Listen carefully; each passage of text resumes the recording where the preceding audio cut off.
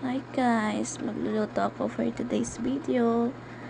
Magluluto ako ng adobong kangkong. Sa Bisaya, apan-apan nga tangkong. I-try ninyo ni guys kay lami kaayo ni siya. As in, gagana yung kain niyo dito.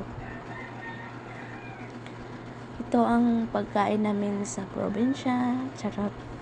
Yung iba dyan, hindi ko makain kasi rich kids sila. Charot. Joke lang. Pero guys, as in, i-try niyo ni guys kay super lami. Gikaayo. O, hapit na siya maluto guys. Sa buwan gamay. Then, kayon, aron mahumok ulit siya. O, namay siya kayo as in guys. Butangan siya patis. Then, kayon. O, butangan siya bitsin aron malami iyang templa.